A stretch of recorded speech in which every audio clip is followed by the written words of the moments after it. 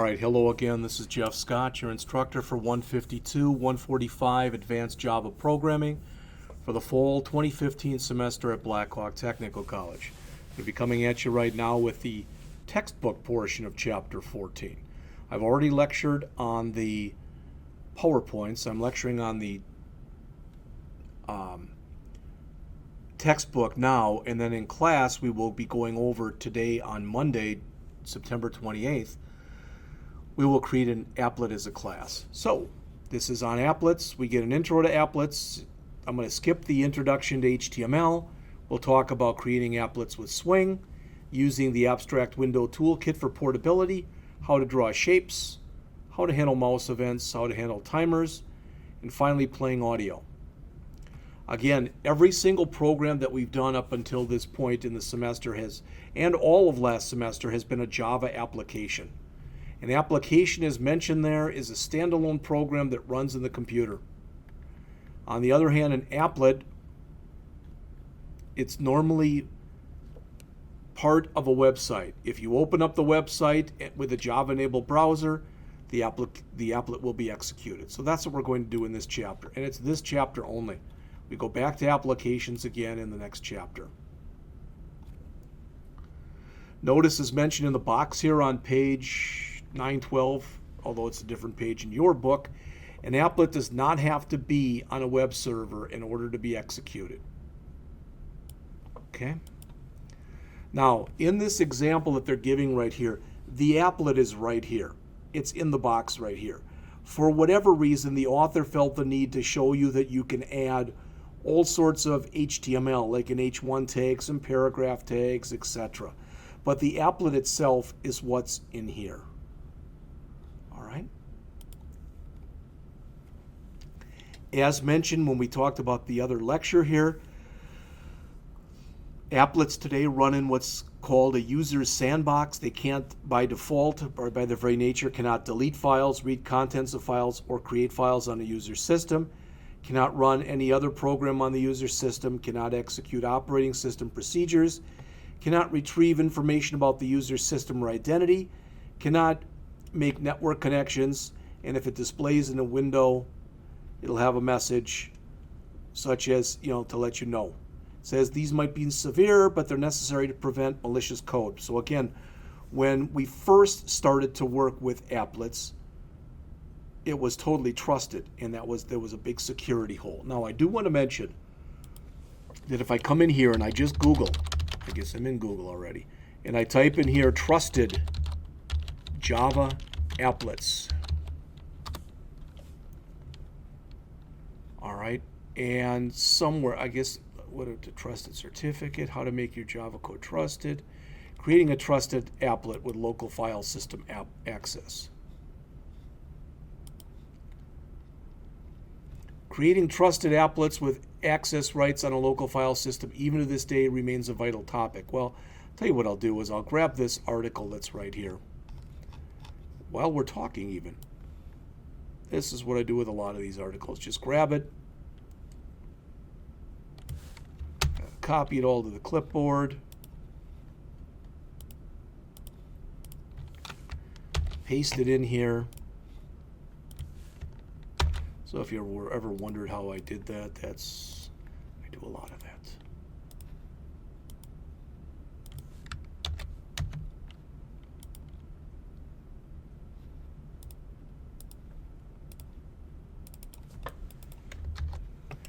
All right, so there it is.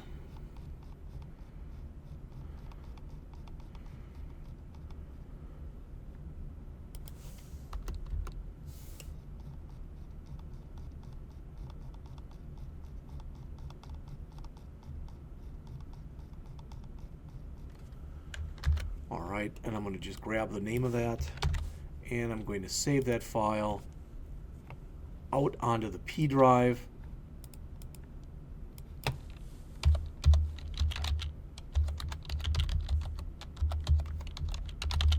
In the in class, but I'm going to add into here a new folder with today's date on it.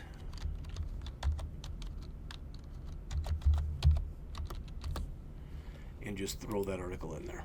There you go. All right, let's jump back into the book then. I'm skipping this brief introduction to HTML. I see no reason to be going over that.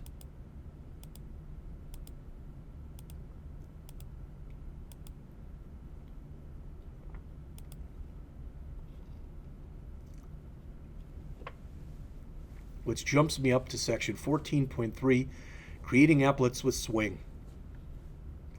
As it says, when you're working with applets, you extend the class JApplet, just like when we created GUIs, we extended JFrame. It says by now you know almost everything necessary to create an applet, and that's because they're very similar to GUI apps.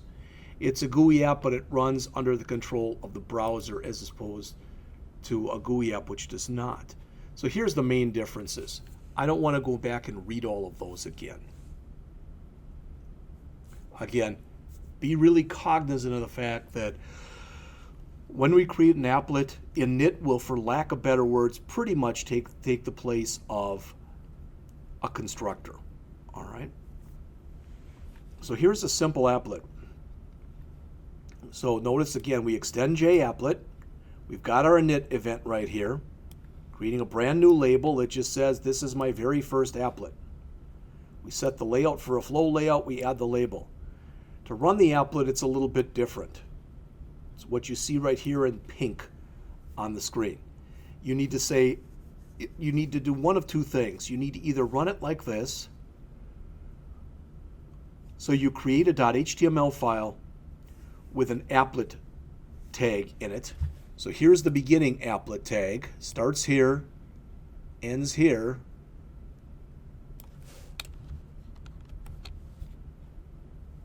And there's the ending applet tag. All right, notice you put in there the name of your Java file .class. You want the class file, not the Java file. The width and the height are going to determine how wide and high your window is that runs under the browser. So if we did that, 250, that's what it's going to look like. This is my very first applet. So that's the actual applet right there. In the olden days, when people didn't have a browser at their disposal, for lack of better words, you used Applet Viewer. We'll see if we can use that still. I'm not sure if we can or not. All right, so handling events in an applet. So if we look here, we're writing this temp converter. This is the one they showed earlier in the chapter. And you'll notice again, we're extending JApplet. We're creating some panels, some text fields. There's our init where we're going to build the panel. We set the layout. We add our panels. So here we're building our panels. This looks very similar to stuff we've done before.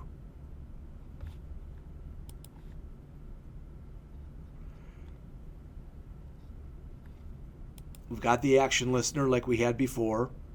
And inside of our action performed event, I think it is. Let's see.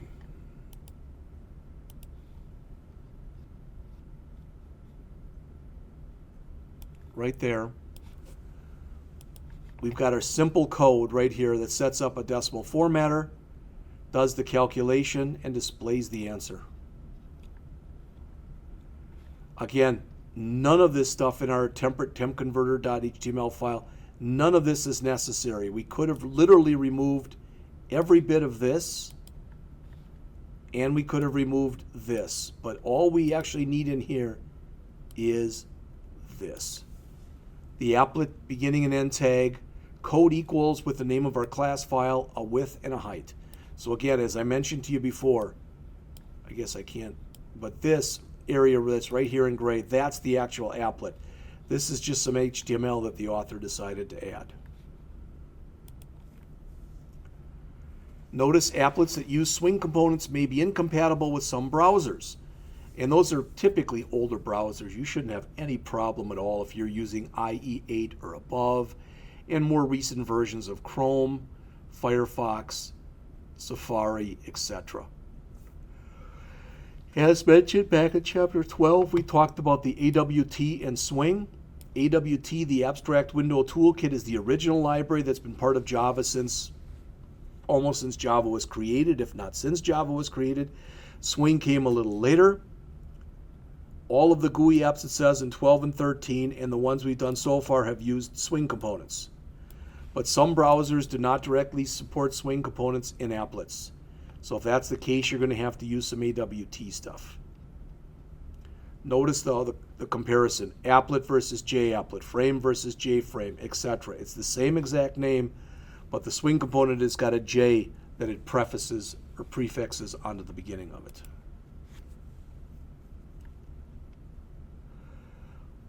So they took the previous example, and now instead of extending JApplet, we're extending applet. We've got panels and text fields instead of JPanels and JText fields. But other than that, virtually the same. The rest of the program is the same. And when you run it, it's going to look the same. I guess they don't show the run probably because it's the same as it was before. So again, the modifications are what I mentioned to you. And now we don't need to import javax.swing anymore either. There it is. And it looks the same as it did previously.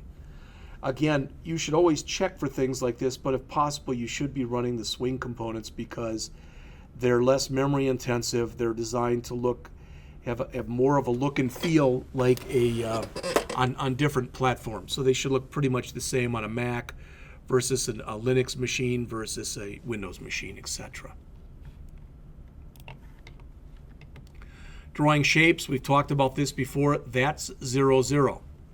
So if you've got a 300 by 200 pixel component, that's 0, 0. So that down at the bottom would be 0, 199, not 0, 200, because since you start with 0 and it's 200 pixels high, it goes from 0 to 199. And since it's, again, doesn't go from 0 to 300, it goes from 0 to 299. So they give you a really good explanation here showing this picture in figure 1417 as far as how things look.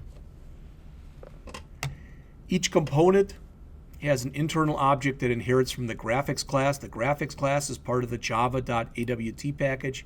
That's why virtually for every applet that you create, you will be importing java.awt.star. And if you're using the Swing components, also javax.swing.star. Talked about these before. This allows you to set a color and get the color you set, draw lines, and if you're drawing a line, there's the beginning coordinate and there's the ending coordinate. Drawing rectangles, and these rectangles can be regular, unfilled, or filled. You'll notice that the parameters are the same. It's the beginning point of it and the height and the width. You can draw ovals, and it looks, again, almost the same because it draws an oval inside of an invisible rectangle that really encloses it. And just like rectangles, ovals can be filled or they can be unfilled. You can draw arcs, and they're a little different because since they work with angles, you've got to put a start angle and an arc angle in there. And again, they can be unfilled or filled. You can work with polygons. Polygons basically would handle any kind of shape that wasn't a rectangle or an arc or an oval. All right. Finally, there's drawstring, and as it mentions, if you want to be able to add add text to whatever you're drawing on the screen, you use drawstring. Set font we've talked about in an earlier class, so I'm not going to mention that again. Where you've got this, you'll virtually have a paint routine in every applet that you create, and that will show what you want drawn on the screen. You cannot directly call the paint routine yourself. Rather, the paint routine is called for you. All right, it's called for you by the system. You can call repaint, which sends a message to the system to call paint. So here's a line demo. Again, we're extending JApplet. Here's our init, which for lack of better words is taking the place of our constructor. There's our paint method, which draws our components on the screen.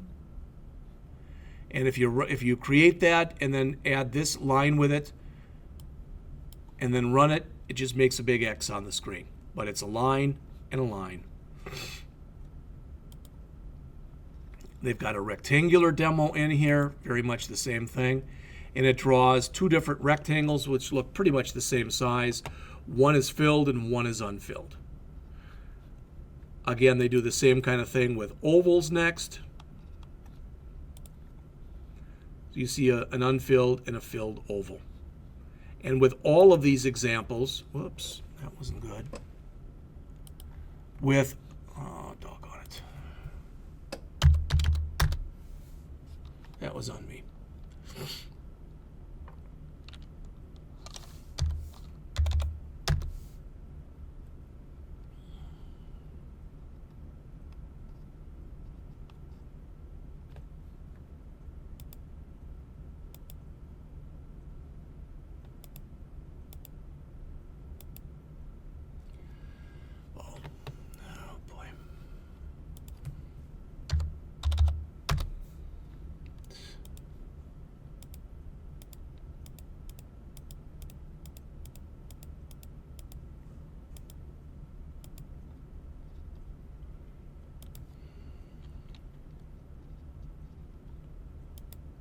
I guess I am a voice. Sorry about this.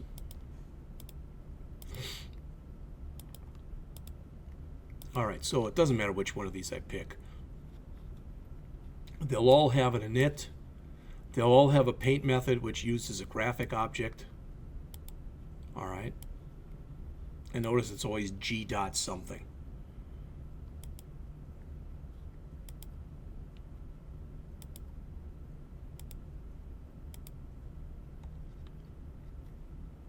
And there's the arc example. There's the polygon example. And I actually believe in here they make that red, and they create a stop sign by using the drawstring property. And the drawstring property will actually put the word stop on our stop sign. Okay?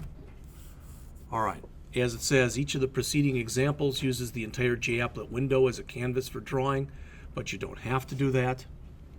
You can set it up any way you want. This is kind of a neat example here in 1427, because as you check any one of these options, the particular thing will be shown over here. So if I click rectangle, it'll show me a rectangle. Filled rectangle will show me a filled rectangle, etc. So there it is in all of its kind of ugly glory right there.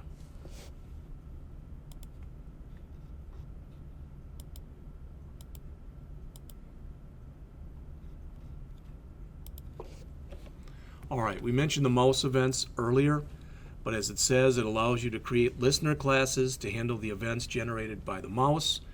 These are some of those different mouse events. When you implement the mouse listener interface, you have to include every one, there you go, every single one of these methods over here. Mouse press, mouse click, mouse release, mouse entered, and mouse exited, regardless of which ones you are or are not using. So you must include them, and if you implement the mouse motion listener, you must put in both mouse dragged and mouse moved. All right. I want to show you that because when we start to put that stuff in here,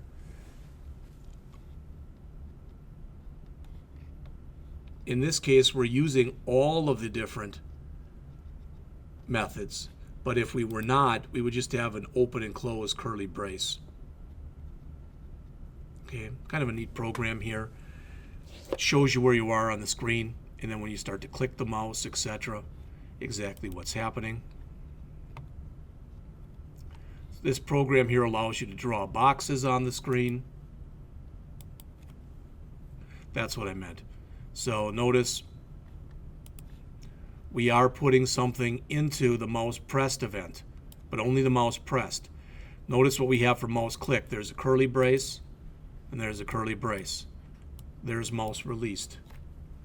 There's mouse entered, there's mouse exited, etc. Okay? All right, I have to pause for just a second.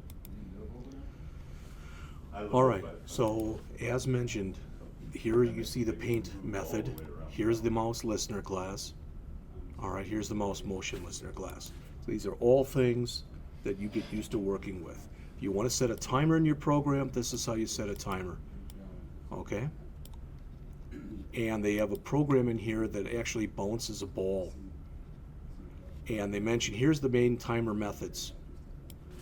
All right, you could tell a timer to begin, you could tell it to end, you could tell it to delay so that it doesn't go off for a certain number of seconds. It's kind of like pushing your snooze button, for lack of better words. You can see if a timer is running, all right, and you have to register your object also. So again, they've got this program that simulates a bouncing ball. And finally, the last thing that's discussed in here is audio. And as mentioned, there's several different kinds of audio files that Java will support. You can use the audio clip object to do this, and it's shown right there if you want to do it. All right. Most of the time, you'll probably, and this is totally fine to do it this way. When you do it, if you click play, it'll play it once. If you run this program, it's the old, I think it's Neil Armstrong that said, one small step for man, one giant step for mankind, or whatever. This will continue to play it, and if you're looping, that will stop it from playing. Okay, and that's pretty much it as far as what's in the chapter. All right, so again, we will be going over as a class today